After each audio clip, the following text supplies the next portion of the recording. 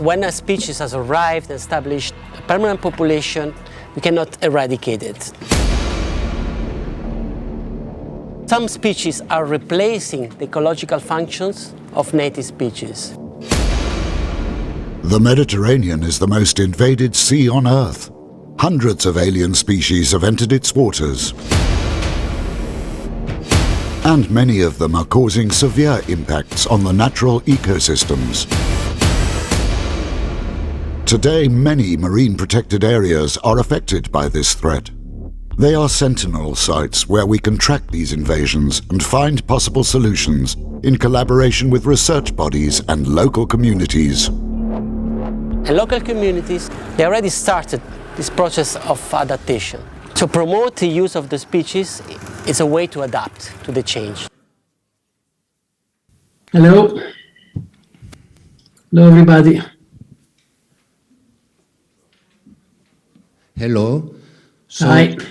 I give you the floor so you can begin if you want your presentation, Ernesto. Thank you. Thank you. Thank you very much. So, I don't see my presentation, but I guess I can start. So, hello, everybody, and good evening. And can you hear me? Yeah. Yes, we hear you very well. So let me just say that after 3 years of intense work with the MPA Engage project, I'm very sorry not to be physically there with you, but I mean, we will meet soon in Barcelona, and so that will be fixed in a way. And with this first presentation, I'm going to present the monitoring protocol we developed and consolidated with the MPA Engage project. I don't know if the first slides, it's ready to be projected. Yeah, it is. That's it.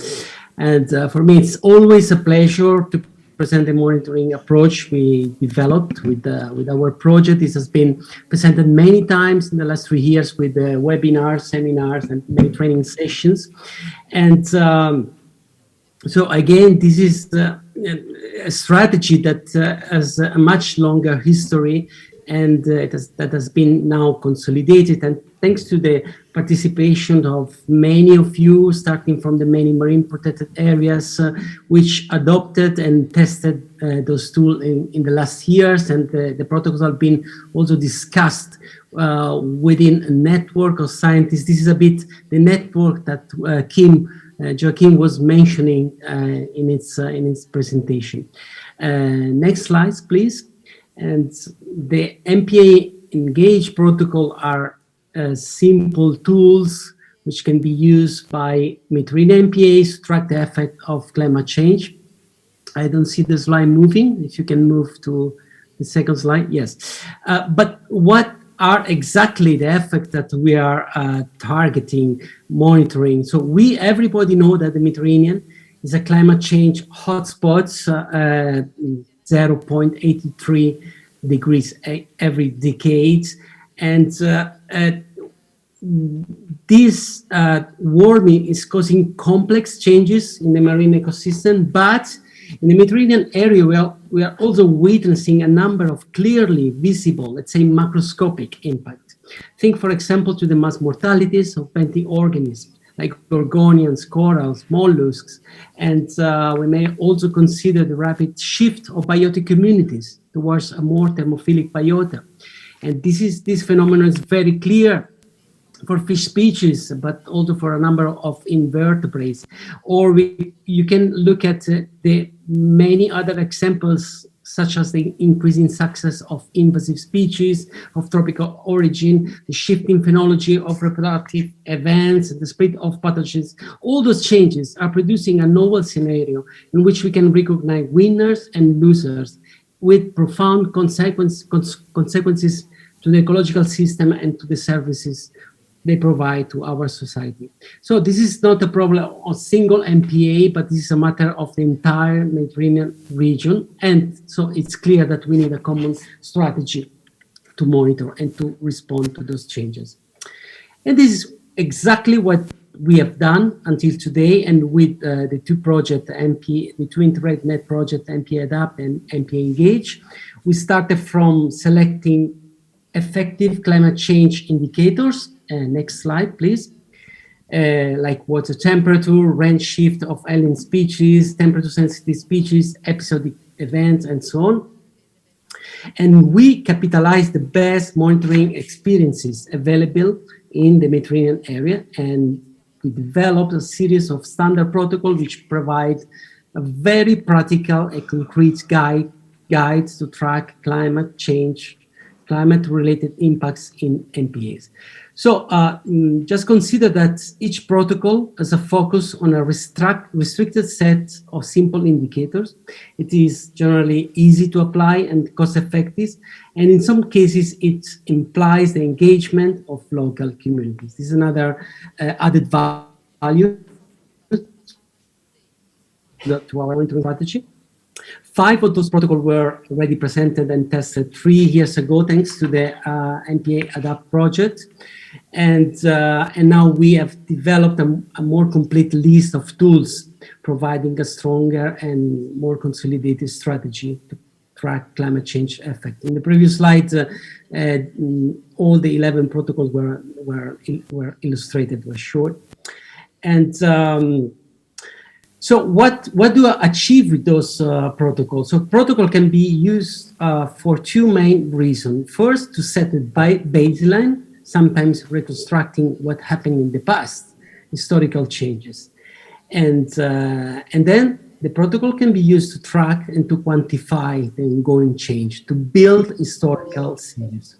So joined to this common monitoring strategy can have many benefits for single MPAs, but there is also a wider, larger goal, which is the capitalization of the entire network of Mediterranean MPAs as the best observatory for tracking climate change effects. So therefore, the ultimate aim of those protocols is, as a network, is to help MPA to take their role as a primary sentinel site where to measure this rapid transformation of the marine environment. I don't see the slide on my screen. I don't know if you're having technical problems. Let me know if I can continue.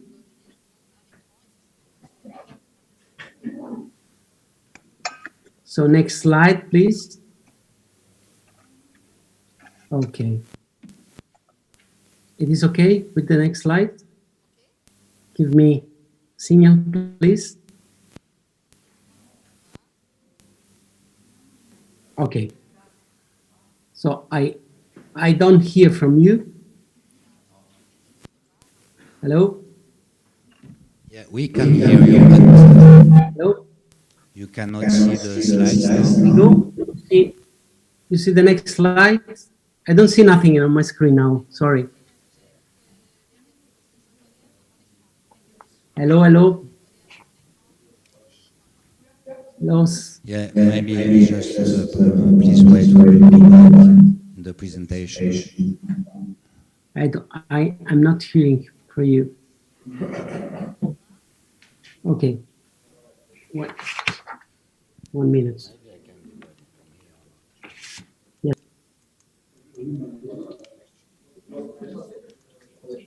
Okay, now you can see the next slide.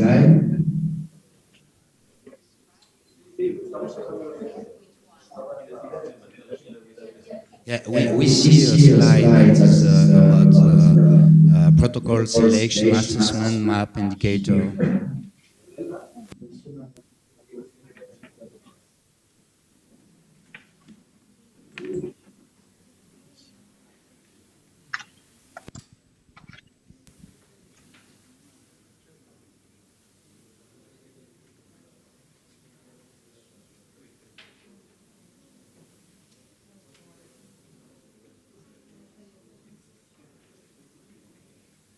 Okay, I hope you solved the technical problem. In case, just send me something on the chat. No slides. Okay. Ernesto, sorry, but we saw the slide in the SAM audiovisuals. Yes, exactly. It's So you can use that as reference. So let's use that slide. So the previous slide, please. The previous one. Exactly. So an important merit of this effort is that this approach is not only proposing a methodology written on paper, but our protocols after 3+3 years are now structured in the form of a complete toolkit, which is ready to be used and transferred. So the toolkit can be freely available from our website and consists of presentations, tools to collect field data, systems to upload the data, and also nice video tutorial for training activities. I, of course, invite you to check it and to visualize these tools, which are available from our websites of the MPA Engage project.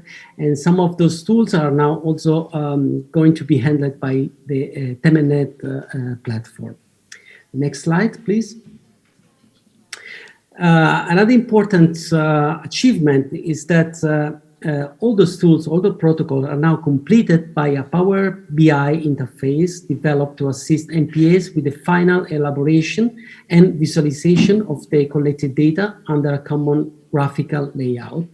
You can see an example of that. This final tool allows to ease very much the process of revision and quality control and offer a pleasant design to showcase the results of the MPA manager for the MPA managers and to a broader audience. This is very simple and very easy to grab.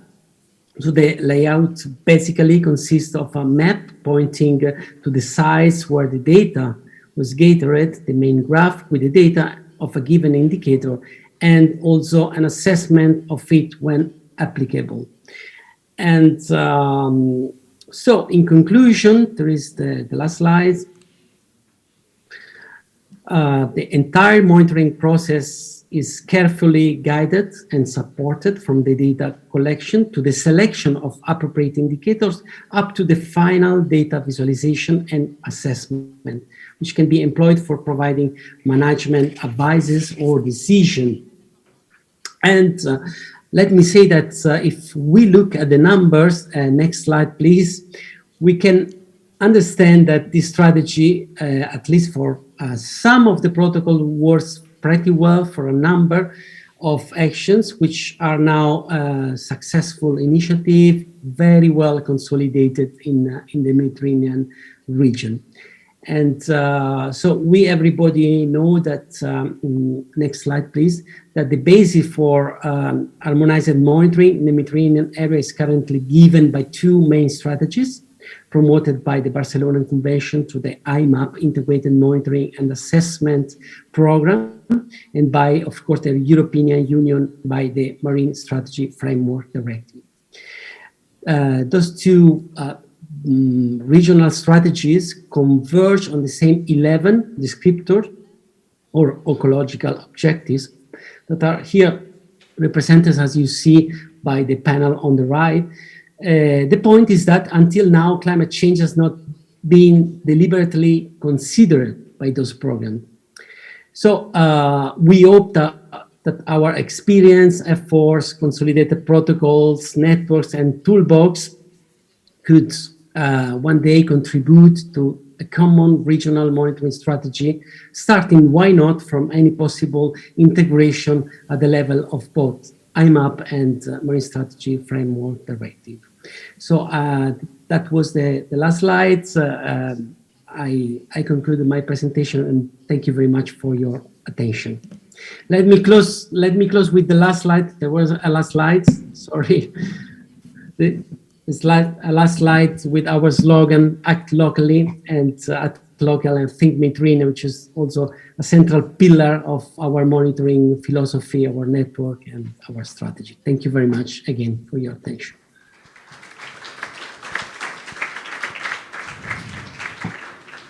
Okay, thanks a lot, Ernesto. So now, because I have to say that each presentation should be about 10 minutes. So now I will call Pauline Vouriot. from the National Park of Calanques in France. So good afternoon, everyone. I will present you a pilot action of MPA Engage project, which is the climate change monitoring in the Calanques National Park. So just a few words about our MPA, which was created in 2012 and which is both terrestrial and marine, and it covers a lot of marine habitats, different like canyons, submarine caves, Posidonia meadow, and coralligenous habitats. It has the particularity of being a peri-urban MPA, close to the second biggest city of France, which is Marseille. In our MPA, we have 4 levels of protection, like we have the core area, which represent nearly 30% of the MPA, and then we have an adjacent maritime area where the territories are engaged in sustainable development and cooperation with us. We have 7 no-take zones inside our core area, and also 1 zone of reinforced protection. So the Calanques National Park is a public institution, and with about 60 permanent staff. And besides climate change, we have a lot of human use and activity, both recreational and professional. And so a lot of pressure on marine habitat and species. So, like Ernesto was saying, we try to implement the protocol in our MPA. So we implement 8 out of the 11 protocol proposed, and we try to cover the 4 categories of climate change impact. So we did it mainly by the MPA staff, but for some protocols, there was also external contractor for historical reason, like for the temperature condition, where there was already somebody working on this protocol, or for the phenology changing for Posidonia, where there is already a monitoring network along the French Mediterranean coast. So how did it go? So it was kind of easy to implement this protocol. Like Ernesto was saying, they are easy, so the species identification is quite easy if you have a minimum of training before. The same for the mortality stages of different benthic species. But nevertheless, we encountered some little bit difficulties.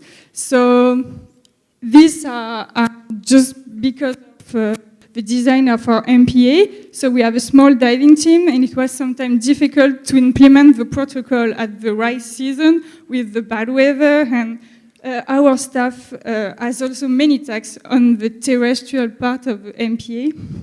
So we have to organize ourselves because we have some missing year of data for some protocols, but we have to improve. And also for the interview, all the protocol involving interview of stakeholders, sometimes it was difficult to make them participate in because they were not interested, but also this might be linked to the social context of our MPA.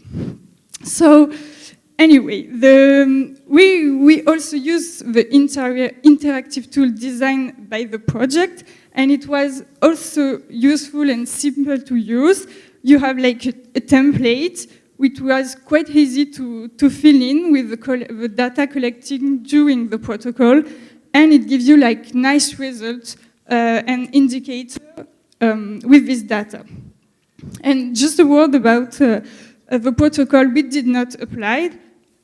We still tried to carry out an environmental watch with the local communities. So, for example, for the Pinna nobilis, we have no Pinna nobilis left alive in the MPA, but anyway, if somebody detects them, we are like in a close relation for that. So I wanted just now to show you some of the results for some protocols, like for the temperature condition protocols. So in the Calanques, we have one of the longest time series of temperature record, part of the TNet network, so like before 2000. So you can see the kind of result you get. So you have a temperature along the water column, and you can see, like, in the Calanques we have seasonal patterns, and what we can see in the 2 last year is that the temperature, like in the late summer, goes beyond the average temperature usually observed there. And you can see also on the graph on the right side that the last year, like 2020, 2019, and 2018, are the warmest year. So both in shallow water and also in deep waters. So these are the kind of graphic. Another example is the mass mortality assessment of Gorgonians. So this is the kind of graph you can get. So you have a graph about both ancient mortality, which is the indicator of past marine heat wave and impact. So you can see that here in Calanques it was a moderate impact. But for recent mortality, this last year were hot, but not so hot, as we have a low impact and few mortalities. So this is, and you also can get the results per site or per species. So you have different level of, here it's presented by death, for instance. And a last example, it's the fish visual census of climate change indicators, so fish species. And yeah, you can see here that we have some difficulties to implement that one. So we have some missing data for the year 2000. But anyway, when we did it, they show that we have still a tempered ecosystem. We have a lot of school of salemas. We have many cold water species like rainbow wrasses and combers. And we do not have yet detected exotic species. So that's a kind of a result. So what are the lessons learned from this? Is that the monitoring is really better if it's better if it's performed by the MPA staff. It's kind of, you have to involve your staff. It's a bit of training, but afterwards you build in-house capacities, and it's better for adaptability in the future and to reinforce the MPA capacities.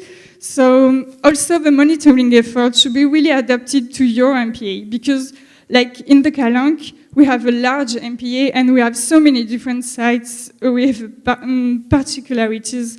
So we have to increase the number of sites, but it was like that. And also, obviously, the monitoring cost will be really lower if you do it yourself.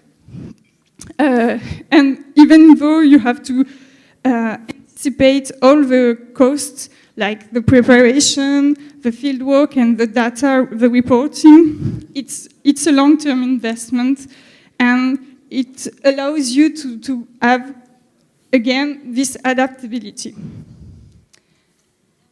And so what are we going to do now, and what we propose you also is like improve ourselves. So work on the diving schedule and organization to have a complete time series. Also, it's really good and useful to have a responsible person for each protocol or for all the protocol, because it's really easier for the organization and the data management. So obviously also training should be organized every time new field staff arrive. And we also try to build a long-term partnership with the external contractor for those protocols we did not implement ourselves. And also try to boost the environmental watch with the local communities for, like I was saying, Pinna nobilis, so for invasive algal species, for instance, and it's worked quite well. And we can also rely on the citizen science to increase our monitoring effort for some protocol, like for the monitoring of mortality assessment, because we have many sites, and we have like different hydrodynamics, so it can be useful. So at the end, I will just say that this monitoring result will be used for updating our adaptation measure in our adaptation plan. So that's about it. Thank you. Thank you. Thanks a lot, Pauline. Yeah, it was interesting, and especially I think there is a basis for recommendations from now. So I will call now Sarah, if you can.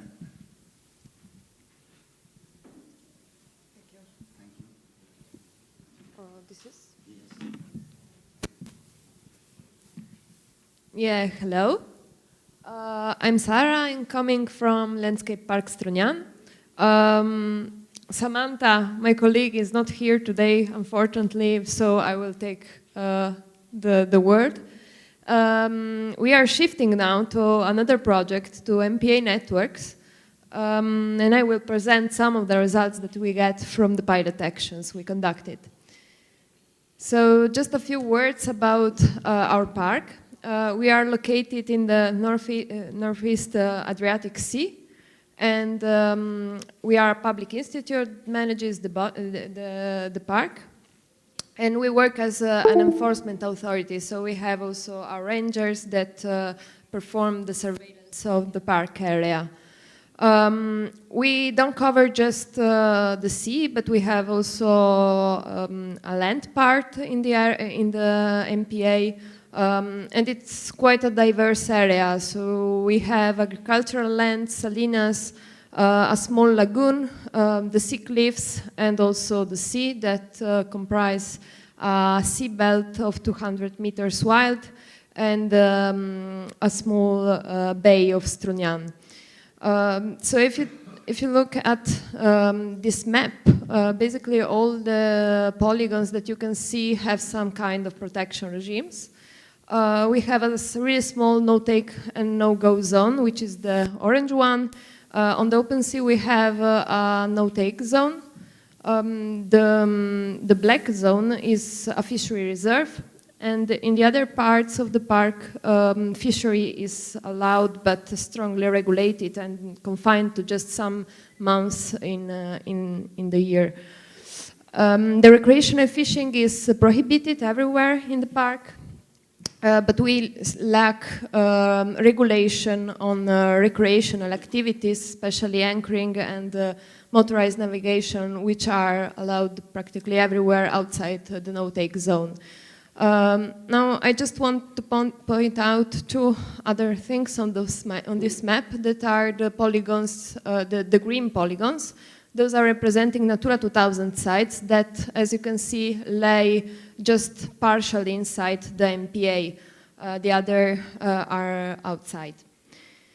So our pilot action was meant to capitalize all the results that we got from previous studies, but also to gather new data.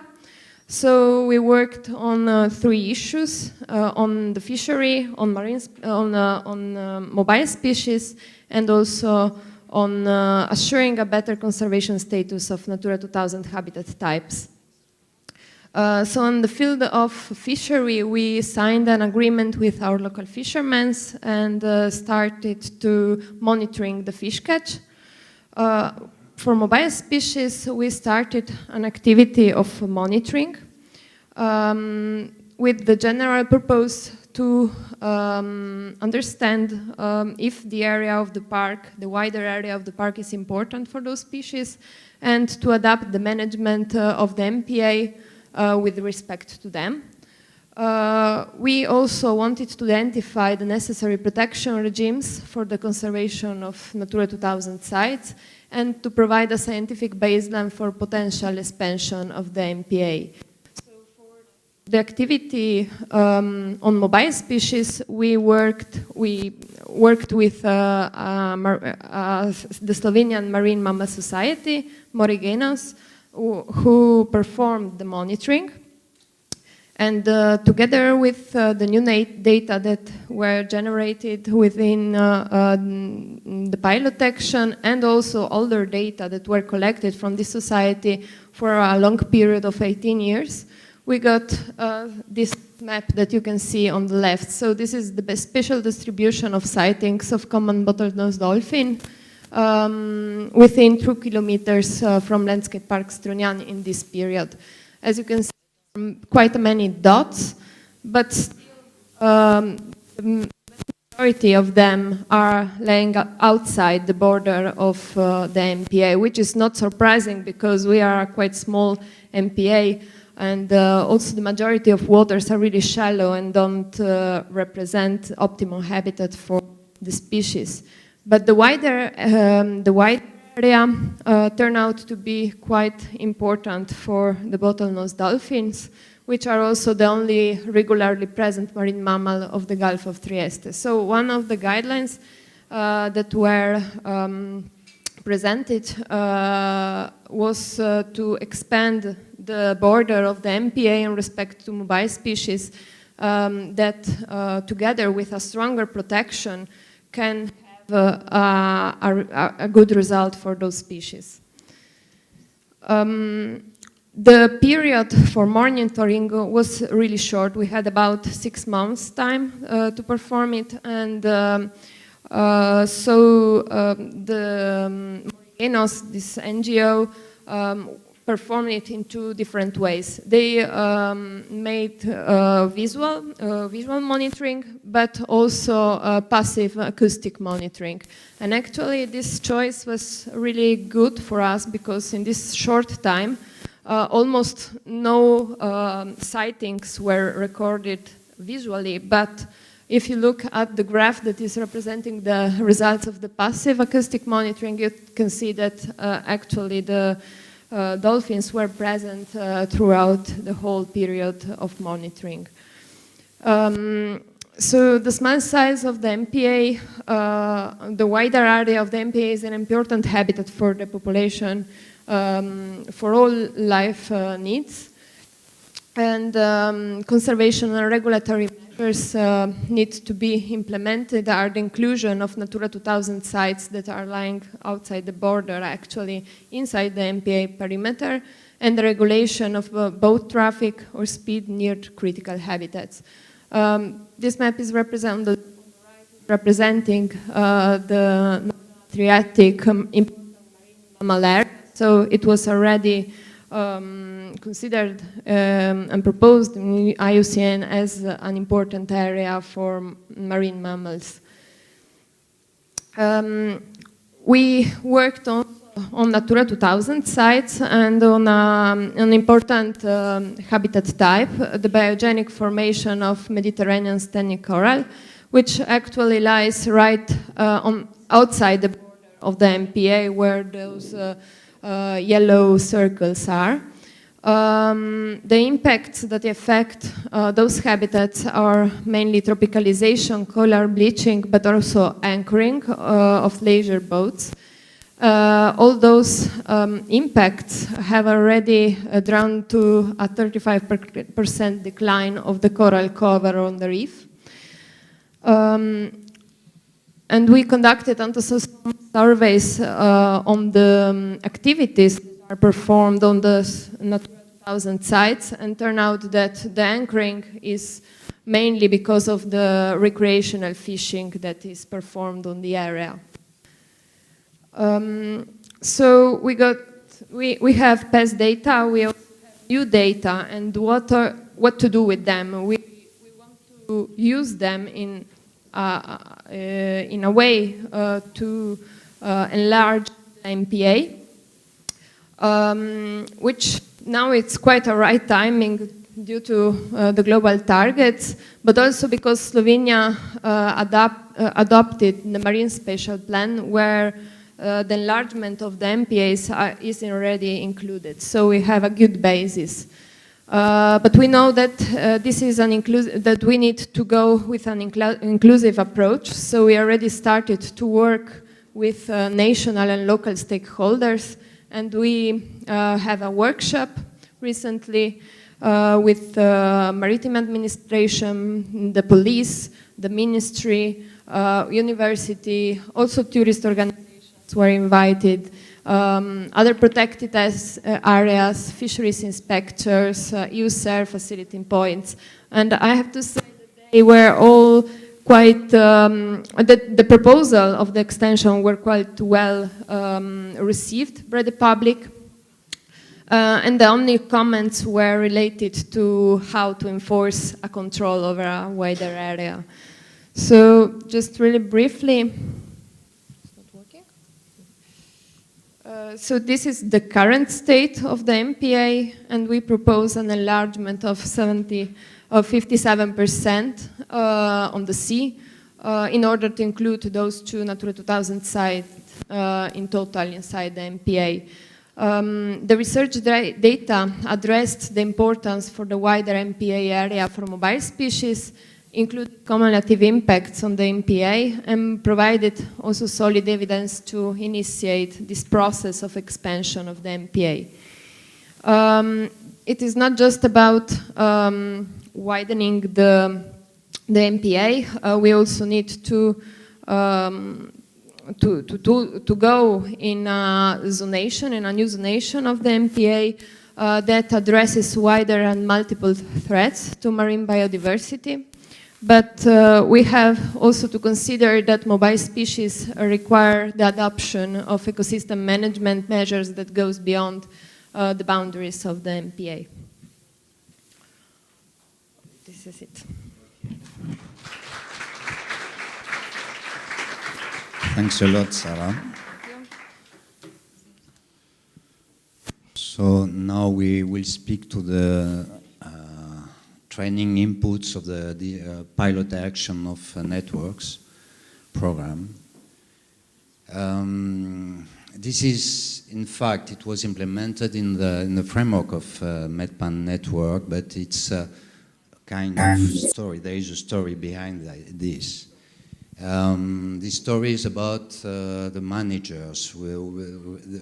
In the world Mediterranean, they are in different places, and it's not obvious, and it's not easy to communicate, to share. So in this framework, from the beginning, from some years ago, we decided to build a MedPan network, and in this, one of the aim of MedPan network was the training of managers.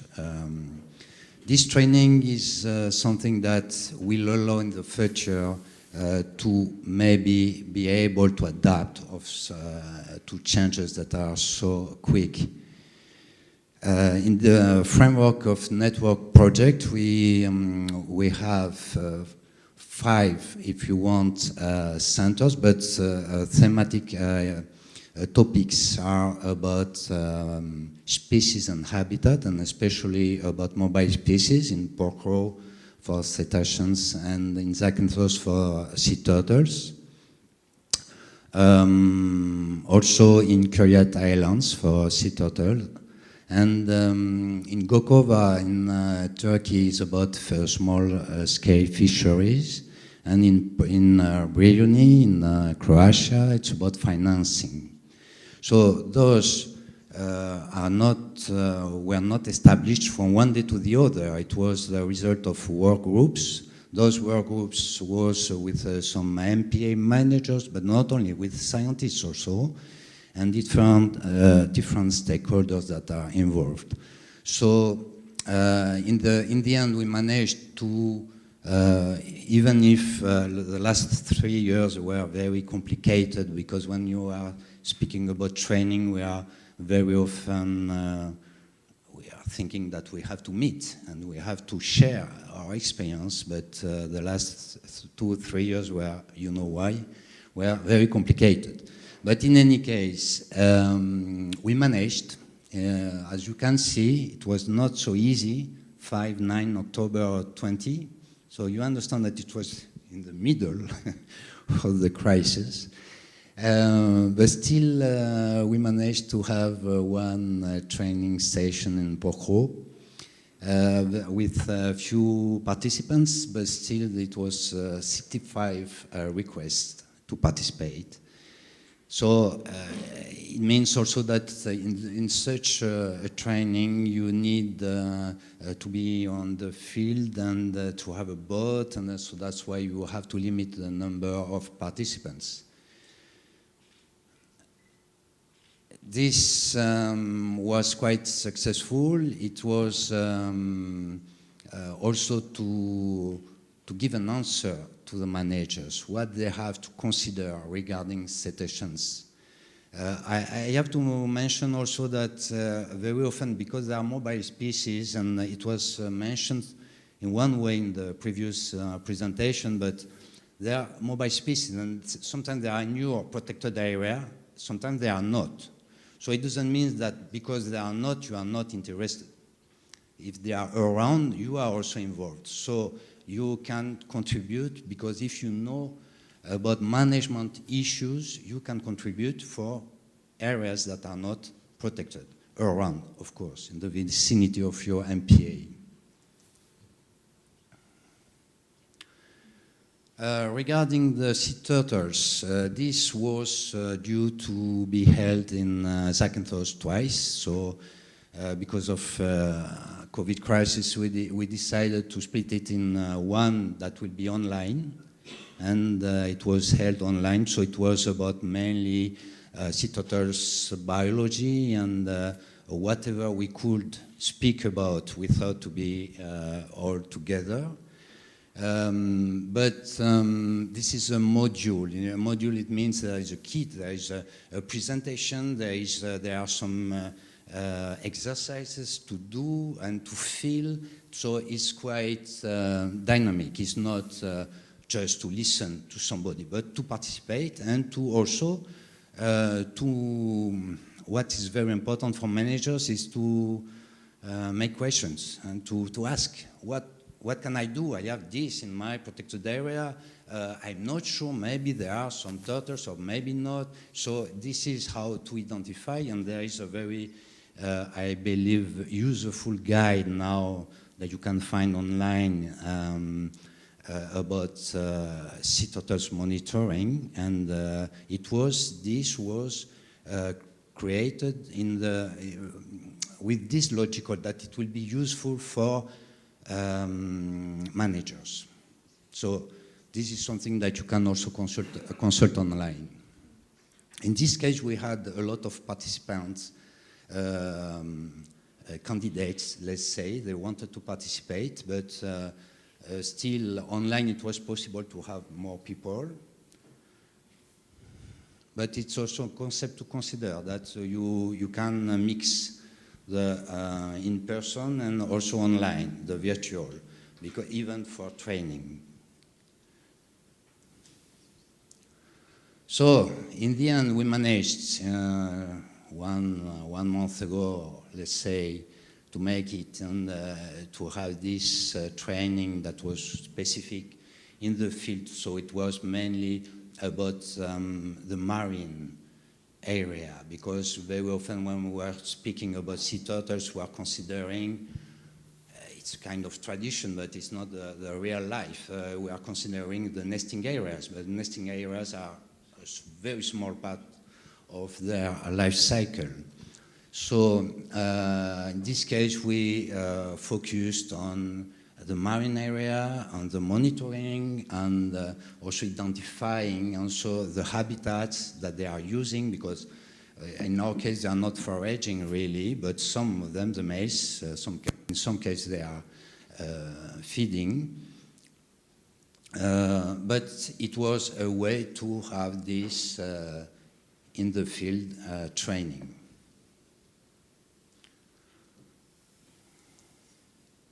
So I wanted just to connect before we are going to discuss, and you will tell us also what are your recommendations. Just because the sea turtles, it's a very, or of course, very interesting case, because it's not only about marine area, it's about coastal area also. nesting beaches. It means also the beaches that the people are using for a recreational purpose. So just to say that we are trying and we try to figure out what will be the future, and we know from now that even if all the nesting and the foraging is mainly in the Central Mediterranean and the East Mediterranean part, we have this trend now maybe to have more nesting activity on the west part of the Mediterranean. So there are some changes. And those changes are about some example. We did this job in the Ionian Sea about vulnerability. That it's about the sea level. It's a fact that if you don't have a beach anymore, if there is erosion, it's very intense, you don't have nesting activity. It's quite clear. So we can understand now, or we try to understand what will be the future and where we will have some adequate habitat for nesting activity. Also about the temperature, it's about the migration. It can have an impact on the corridors they are using, or also about the foraging areas. So those are some projections. We are not sure for sure that it will be like that, but still to foresee what will be, because in the end, climate change, the impacts are huge and very important. On the other hand, the pressures brought to mobile species and habitats are increasing at the same time. I'm speaking about tourism, I'm speaking about marine transports, I'm speaking about also fishing activities. So all together, when we consider climate change, we cannot isolate it and say, okay, it will be the impact. No, it will be cumulated impact. So now so we are finished with the pilot activities, and now if you want, yes, we can begin with discussion. So what are your feeling? What kind of recommendations we can make regarding those two projects, the results of Engage and networks. So what is your feeling? Some of the, maybe all of the participants of the presentations made some kind of recommendation or challenge or something. So what do you think about that? I know it's very difficult. The time is very difficult, but it will be very useful for for the next conversation about policy paper.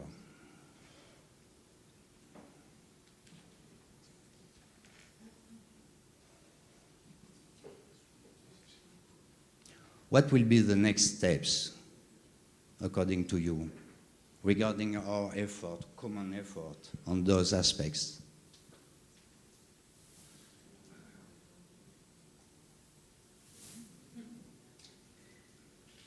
Yeah, Arturo? Yes, you may wish to inform... Sorry, you have to...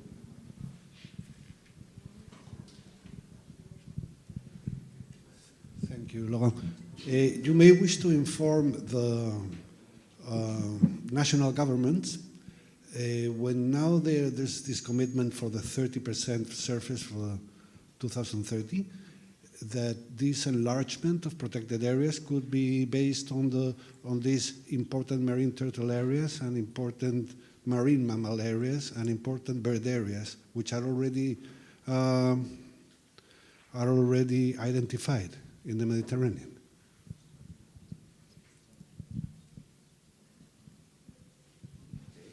Okay. Zafer? I have a short question first, and I will answer to your question. During your training sessions, how many of government institution representative were in the field with you, or just METPAN members?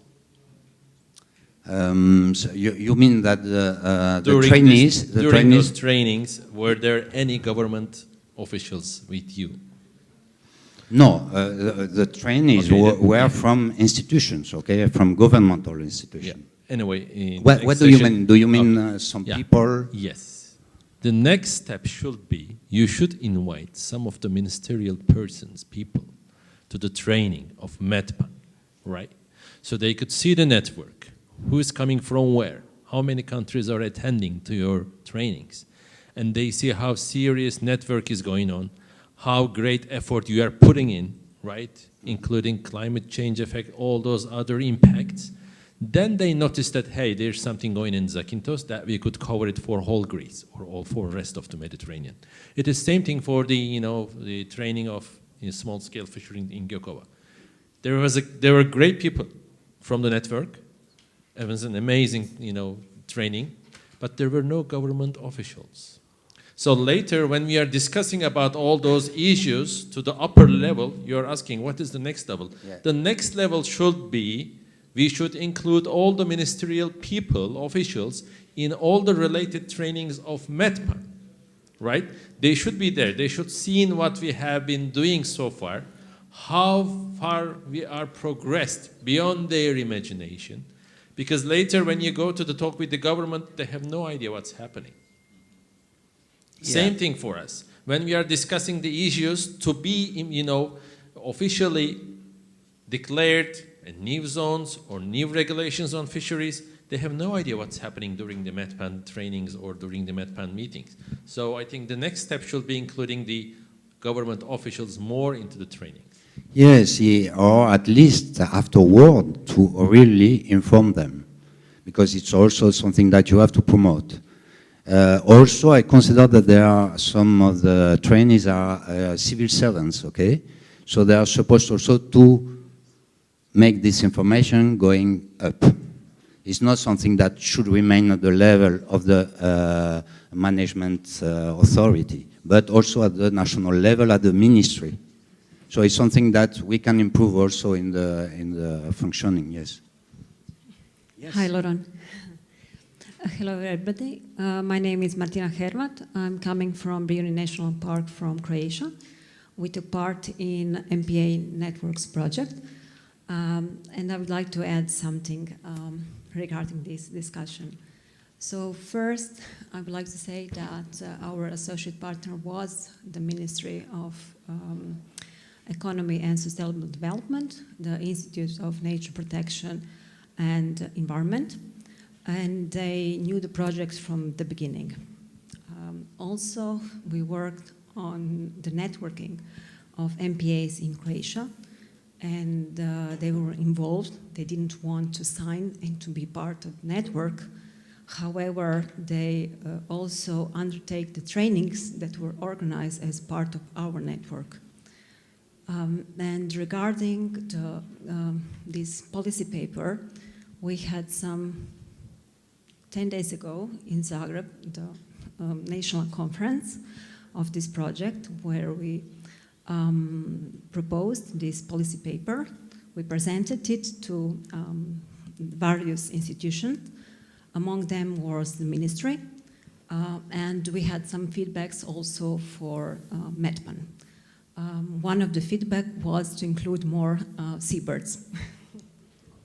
And I would like to say that regarding this 2030 target, the ministry is engaging us in thinking, in consideration about what areas should be included as targets.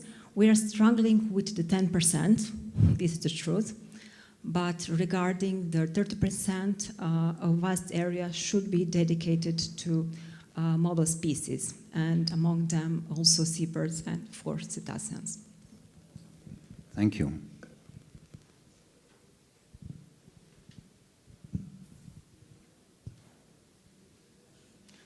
So thanks a lot for those comments. If there is no any more comment, maybe I'll give the floor to Suzanne. Thank you, Laurent. Good afternoon, everyone. So I'm Suzanne Gallon from MEDPAN, and I'm going to briefly present you the key recommendation that came out of the 2 policy papers that were developed through the framework of the MPA Engage project and the MPA Network project. So 2 policy papers were developed on the key thematics that were addressed in those 2 projects. And here I'm presenting the key policy recommendation related to the topics that were presented in that session, mobile species and climate change. So, in brief, the recommendation regarding mobile species were especially looking at expanding the network-based management of mobile species at the Mediterranean scale. And there was 4 key recommendations in that policy paper. One that is related to identify priority and needs for Mediterranean mobile species. Another one that is to submit national or transboundary mobile species corridor. A third one that is to adopt new agreement on marine mammal conservation between countries and at the sub-regional scale. And also to support the development of regional guidelines to adapt or ban the use of fishing gear that are the most harmful to those mobile species. Regarding climate change, that was policy recommendation to enable marine resilience in the Mediterranean Sea in a changing ocean. We've got 5 key recommendations. One that is to promote MPAs as a sentinel sites to monitor climate change, and to adopt a harmonized monitoring approach at the Mediterranean level. Another one is to promote citizen science and community-based research and monitoring on climate change. A third one that is to identify restoration of carbon-rich ecosystem and also other important areas such as fish spawning or nursery areas to plan to protect them, especially if they are predicted to remain climatically suitable in the future, as they are key areas to protect for the future. And one also to support expert discussion on climate change and climate-smart MPA, to further work and exchange on mitigation and adaptation potential for MPAs and OSCM, over effective conservation measure. And the last one is to promote MPAs as key tools to support climate change for nature-based solutions. That will also foster climate change finance to support MPA and resilient network. So, in a summary, you've got 4 key recommendations for mobile species, you've got 5 for climate change, and we've got about 10 minutes to exchange and for you all to kind of prioritize those. So we can go on Thursday in Barcelona with your top recommendation on those 2 topics. So who wants to go first?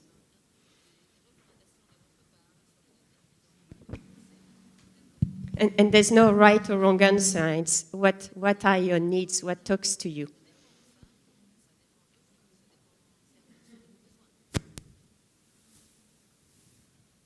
Otherwise, we will have to decide and it will be a shame. So please take the floor.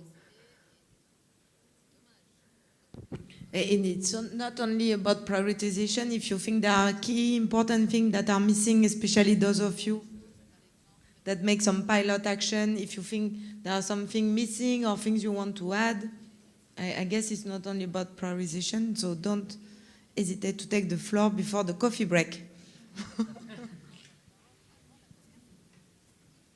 Thank you, Marie. Just one question to understand. Those recommendations will go to who exactly? Which organizations are you targeting? When you say policy papers, who is going to read that or to implement it? So the 2 policy papers are working documents. Those working documents are going to be presented Thursday in Barcelona at the policy event of the 2 projects, during which key actors of the MED, and especially the UFM, which are co-organizing the event with us, will be there in Barcelona. And during that exercise, we're going to present the key policy recommendation from the two projects.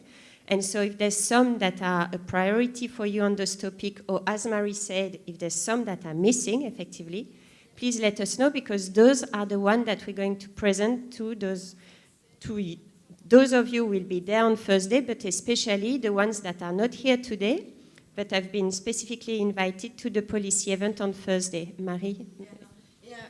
Yeah, so there is Thursday, but then there will be some steps after. For example, this policy paper, for MedPan network, we will discuss during our General Assembly end of the year. And then this is really a basis for network to pass message to different key policymakers at different levels. EU levels, Barcelona Convention, Union for the Mediterranean, but also international level. And this is really important. We are working also with other networks beyond the Mediterranean. We could exchange on those key policy recommendations. So for tomorrow, not tomorrow, for Thursday, but then after.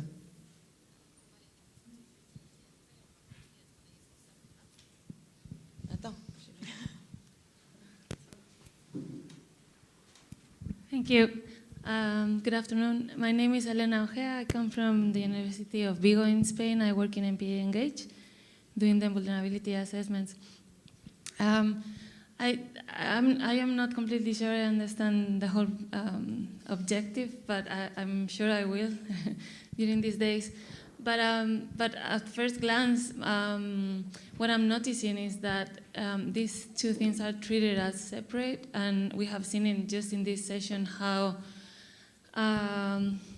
in relation they are. We've seen that mobile species are also affected by climate change, and we've been looking at vulnerability mapping for these species, and we have been seeing monitoring of monitoring protocols that are also allowed to monitor climate change. So I think what I'm missing here now is a little bit more integration and a little bit of climate change, more of an umbrella of both papers. That's like a more general comment. And then in the climate change, I'm missing something about the importance of adaptation plans in MPAs. Thank you. Thank you. Yeah, we'll take note. I could see there was Ali in the back. Yeah.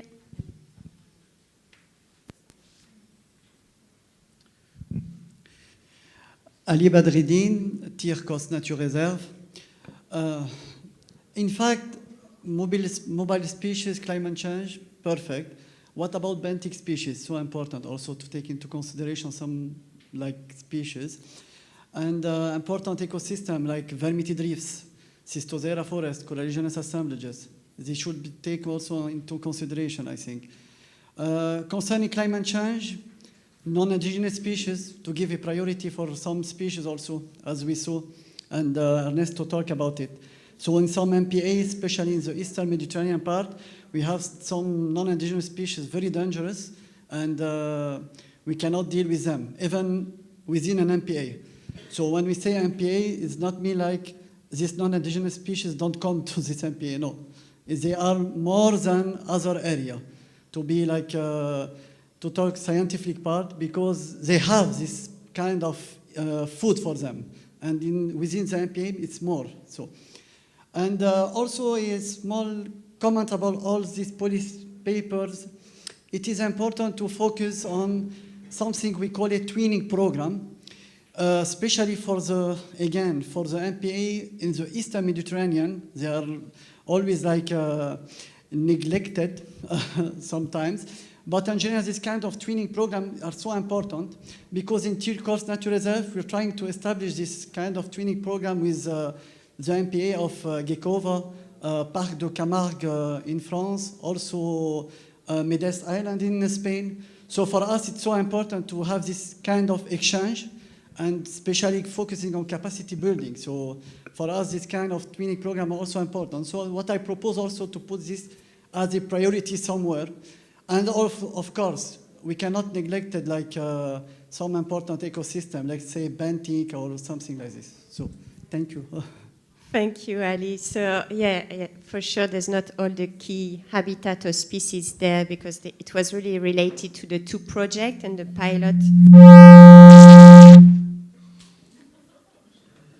pilot site from those two projects.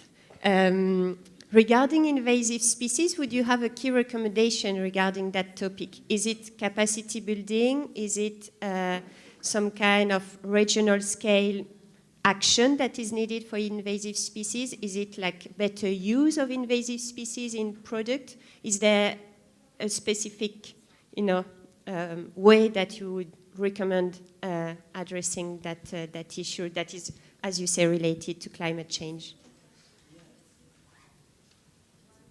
Yes, in fact, we are trying to do like some, let's say, we call it eat them all.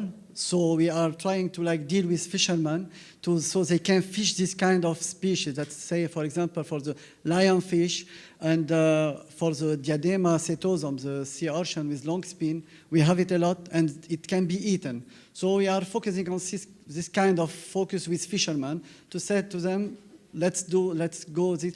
And also we are doing like some festival. We choose like one day per week maybe, and we say this week it's, for example, for Cyganus Day, so all of you are invited to eat Cyganus, for example.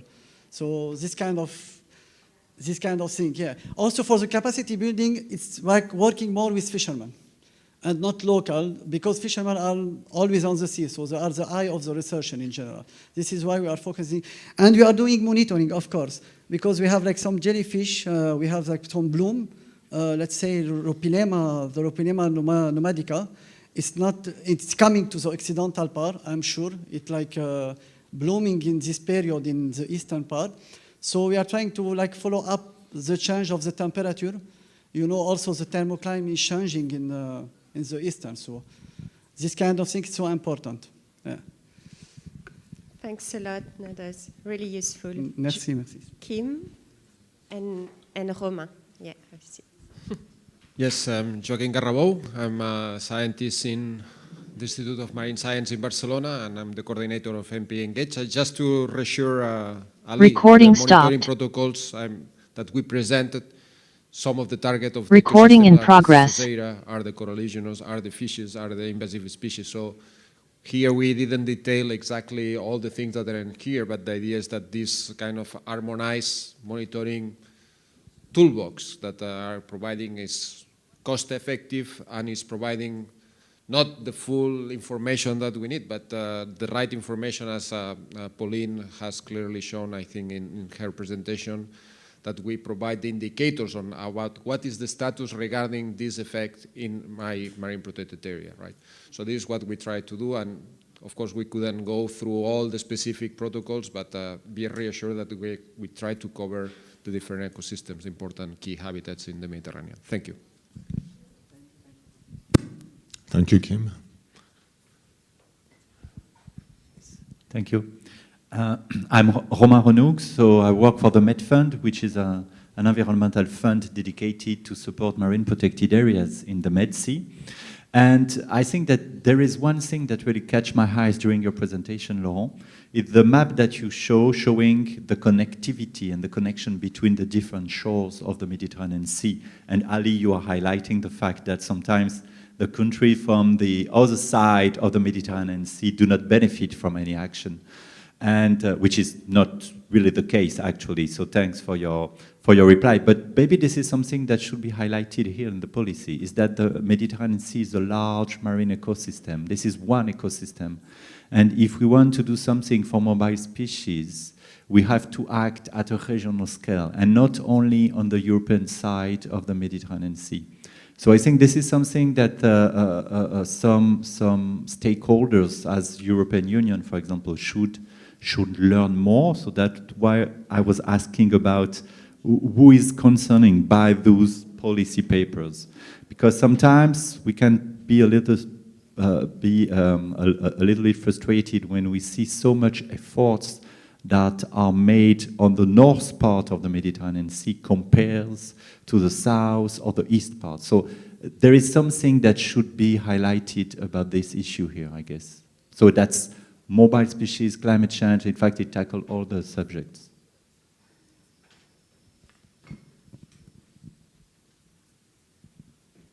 Great, thank you, Romain. Any, yes? Thank you, Susan. I remember in the roadmap, in the last roadmap, somebody said in the discussions that these OECMs that are coming should be observed at least by at least 2 sectors. I know, I mean, he could have said 3 or 1 or 5, but he said 2. And I thought it's a good approach, especially for mobile species. You're saying here guidelines to ban, adapt fishing gear. Perhaps we could, you could use also the IMO, the International Maritime Organization, figure of PSSA for the transportation, because it's also a big, this legal, I mean, this figure already exists. So we will have a second sector, which will be transportation.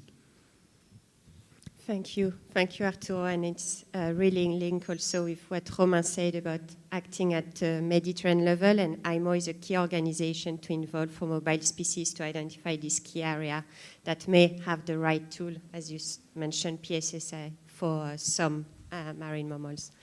Yeah, thank you. Hello, Susan. Hello, everyone. I am Costanza Favilli, the Executive Secretary of the Pelagos Agreement. Yes, I have a few feedback for the recommendation on mobile species. Of course, I definitely agree what it was just said about the possibility of giving, a support from by the MPA network to the ongoing process on PSSA. This is for sure one of the most, I would say, important thematic in the Mediterranean, northwestern Mediterranean for mobile species in this moment. As for the recommendation of new mobile species corridors, I don't really understand what this recommendation mean. Does it mean that are you proposing to create corridors within the MPA of the Mediterranean Sea? Within or beyond MPAs, it's also a key recommendation from the EU, so we're also aligning with that EU recommendation that is to create new corridor for mobile species. So, we also, adopted and took on, like there's the cetacean migration corridor in Spain, other countries could do the same, and also transboundary corridor could also be okay, so created. Something really similar to the new agreements. Yes, probably, in my view, I would highlight the fact that we should focus on concrete measures to improve the conservation. Concrete measures to improve the conservation could be, for example, sensibilization actions, education in schools. Everything is conservation, even these. And because to create a new agreement, this is a long way, this is a long process, so probably we should focus on smaller actions, but we can improve and collaborate all together to go through this way. And probably we should add something about the strengthening the collaboration at an international, regional and national level, and even local level, because the local level is part of our job. We need their support. So I think this is important in order also to highlight the importance of networking. That's all. Thank you. I see Al-Mokhtar in the back. And Laurent, you keep an eye on the time and you tell me when to stop. Thank you.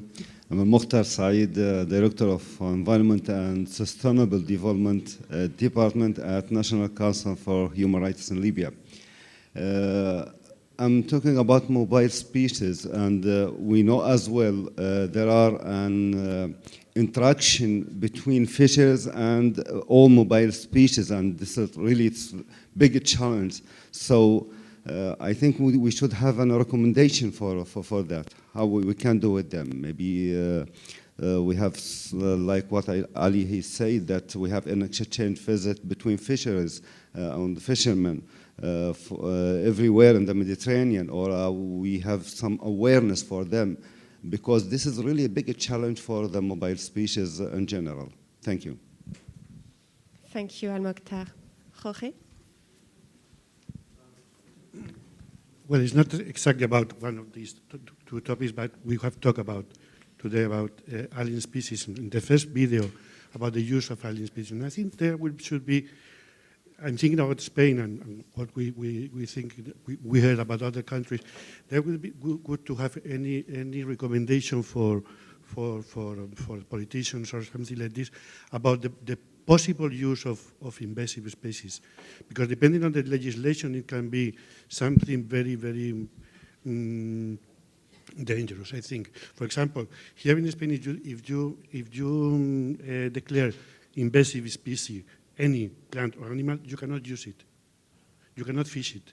You cannot sell it. You cannot do anything. And this is something that is maybe in the first video, they were talking about using fishes, invasive fishes, like a resource, like for feeding or just for economy. And in some legislation, this is completely the opposite. For example, with the blue crab here in Spain, they wanted to declare it invasive, and we, the managers, say, please don't do it, because it's one of the only ways to try to fight against it. And also it gives some economic benefits which are very important, because sometimes this species substitute Recording in progress. economy used. So I think something about this for these European countries that does have this legislation that forbid to use at anything economical invasive species should have to be put like a recommendation, just to let's start thinking about it.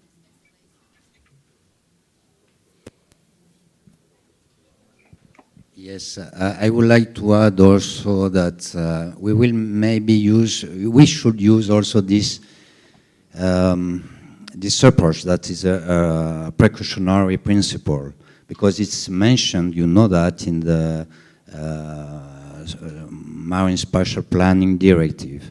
And it's something, if we don't promote it, this principle of precaution, if we don't mention it, if we don't use it in such a paper, there is no reason to use it. So we have to mention it, because especially regarding highly mobile species and climate change, it's perfect. Because if you don't have this precaution, you will fail. You won't be efficient.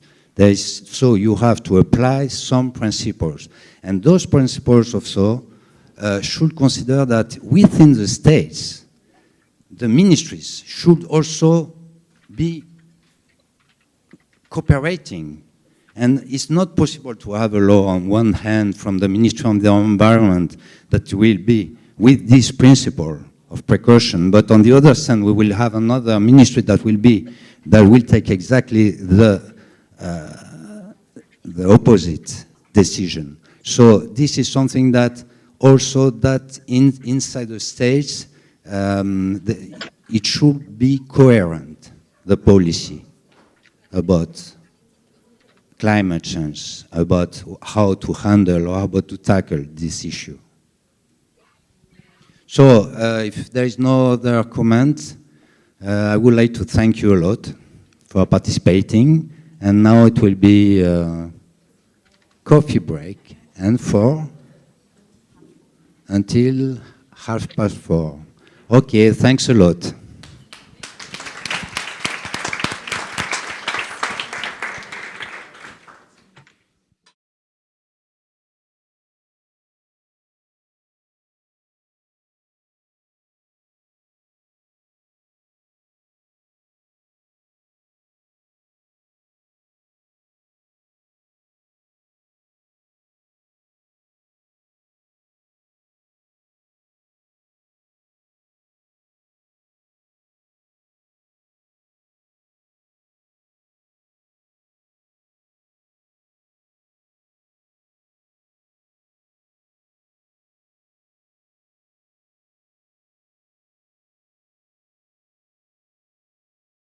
research initiatives and promote environmental education on Posidonia and other subjects related to the conservation of our sea and our beaches. And after these years working hard in all of these lines, we can clearly say that we have created social awareness on these issues. The climate emergency is already affecting our sea and very especially in the Mediterranean. The Balearics are an important hotspot of the climate change consequences. In fact, over the last decades, natural adverse episodes have increased exponentially. So without doubt, the biggest challenge we have looking to the future is about the sea and coastal management and conservation as well. Ladies and gentlemen, I know my time is over, but I don't have time to go into too much details. Just to warn you that we will follow the final conclusions of this meeting very carefully. Congratulations and thank you for your hard work, which I'm sure it's going to be very useful for our archipelago and its future, and wish you a nice and a useful workshop. Thank you so much.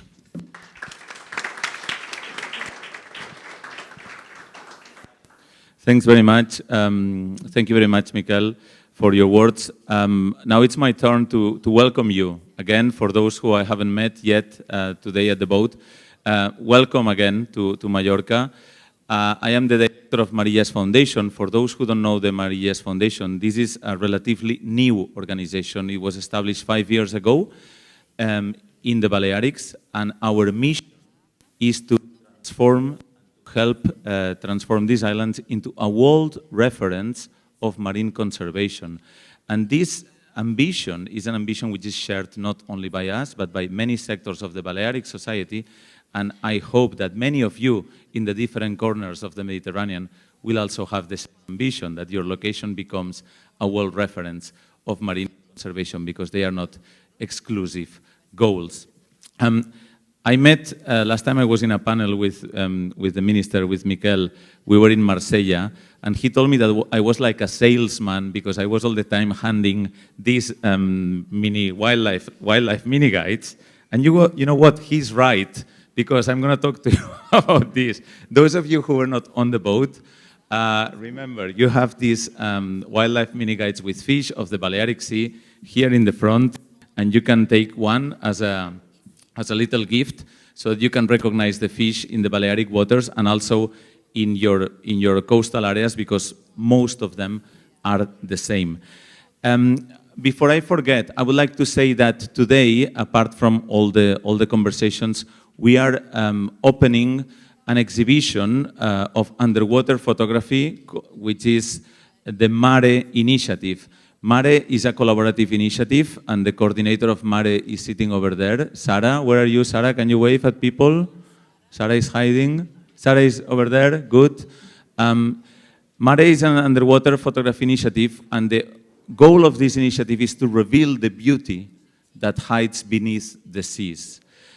Because only by making it visible to people, we can help connect people with the marine environment. And we will have some photos and an exhibition here on the right-hand side. And last but not least, our role within the MPA networks.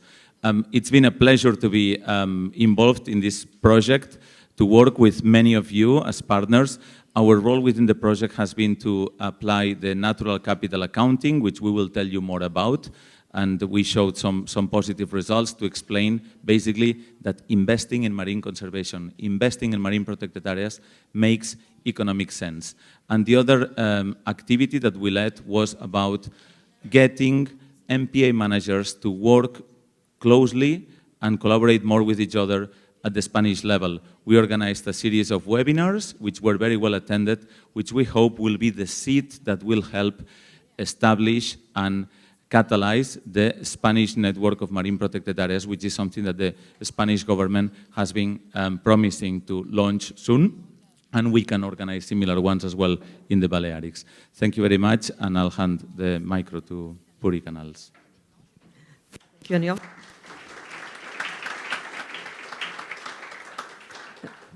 Bonjour à tous, good afternoon, and welcome to this very, hopefully, interesting workshop.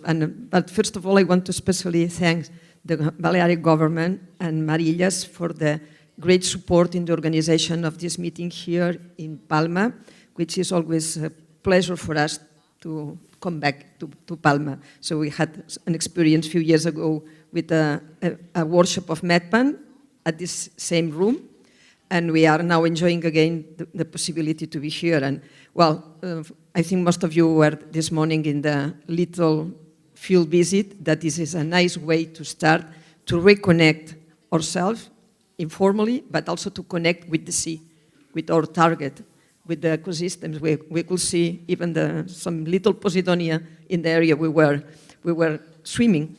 So I think it was a very nice beginning, and I'm very happy to being here in this opening, because I think this workshop represents the essence of the objectives and the aim of MedPan, because it's the basis of an example of networking, targeting clearly very important technical aspects, those that you have been working from the beginning until now, but you didn't stop here. You will have to work still during the workshop, because we need your priorities. We need to identify what you learn, what you identify that you learn during those months, but also what is missed, because we will continue working with all of you. So you are requested to continue contributing. So this is part of the essence of MedPan, obviously, the networking, but also the political connection. And this is also very relevant in the workshop we organize. We have two events, one here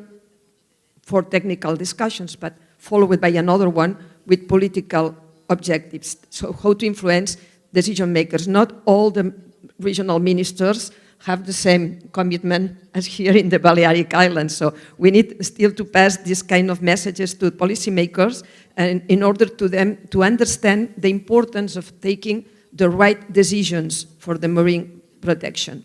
But in addition, I think there's something very relevant in this workshop, that this is the result of two different projects.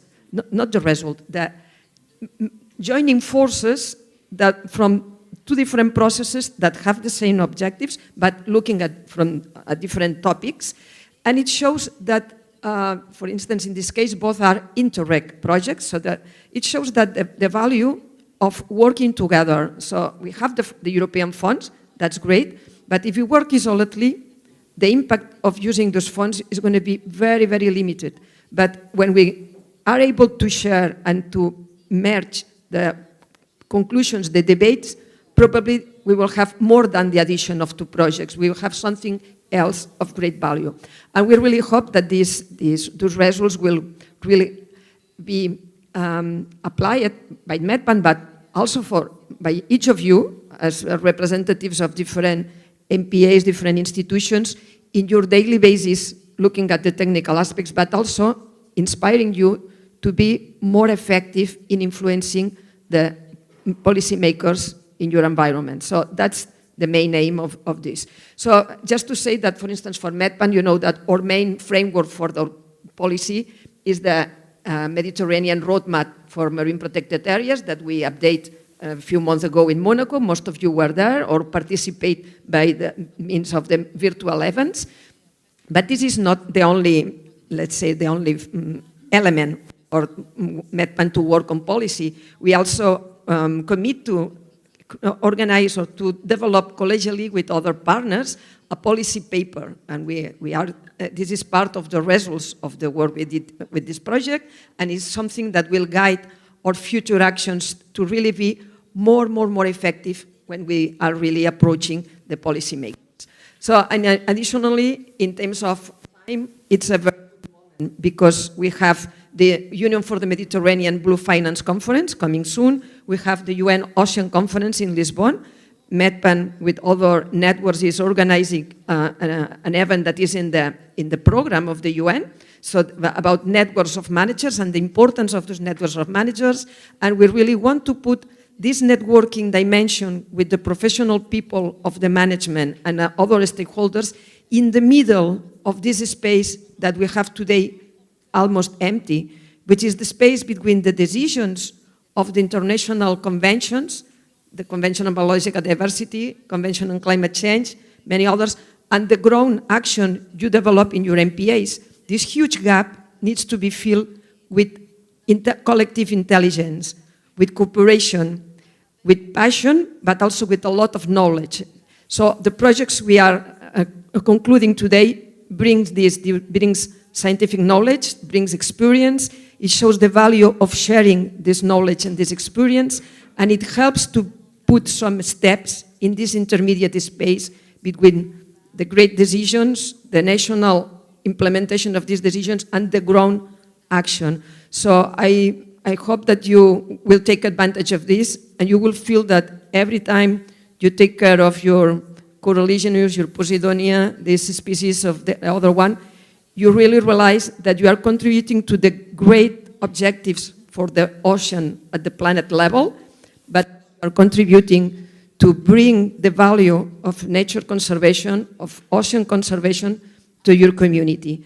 So I can just to finalize say, welcome, enjoy, and be sure that we will not stop here, because this is the aim of MedPan, to continue networking and giving you more and more possibilities to share your values, your knowledge, and your expectations to really be a great community for our Mediterranean. Thank you very much.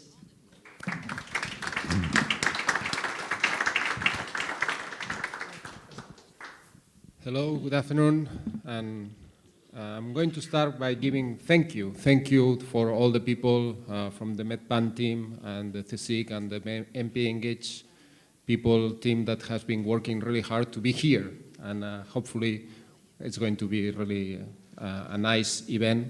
We're starting 4 days meeting. It's not been easy, but it's going to, this is the first day, and we will bring all the energy possible. Thank you for all the partners that contributed with this hard work to these really nice products, I would say. If I was a salesman, I would say products that we have from the projects that we will be sharing with all of you during these days. Thank you for all that have not been partners but have been following the project, and they are here on site, but as well joining us online. And thank you in advance for your patience and adaptive capacity. At the beginning, when I started the MP Engage project, we talk about adaptation, right? And the project is about adaptation. And we have to adapt a lot during this period, right? So I'm going to ask you a little bit more of this capacity that you show during this almost 3 years that we have been working together. The next thing that I want to say is a number, 0.38. 0.38. What is it? I'm going to give you some units. It's degrees per decade. And I'm going to give you some more clues. It's the warming rate of the Mediterranean, which is really high. It's almost 3 to 5 times faster than the ocean wall, what is warming at the ocean. So in the Mediterranean, we have a serious problem with the climate change, and we have to tackle. I mean, we cannot deal with any other things without looking at least or having in mind what is going on with the climate change. And in MPA Engage project, what we try to do is contribute or to support MPAs, MPA managers, on how tackle or how to adapt the management strategies, the management plans to the climate change. And faced to this big challenge that we have, because it's a big challenge, we know every day in the media with all the issues on the negotiations that there are about the climate change and the prices of the fuel and all the things that we are all witnessing, we have a big challenge, and we cannot tackle this challenge without collaboration. I am so proud, despite all the difficulties that this brings to us, to our quotidian life, organizing this common and together event with the MedPan and joining forces with 2 Interreg Med projects. I think that this is a good example to show how collaboration has to work. And I'm just finalizing, and I'm thinking with the network of MPAs that we have in the Mediterranean, and I can see this image of a kind of a network of lighthouses guiding our society to the transformation that we need to tackle the biodiversity loss and the climate change crisis that we have. Thank you very much.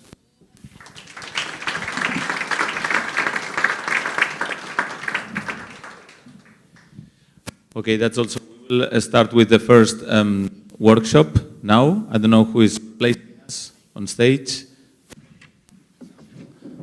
We've warmed the seats for you.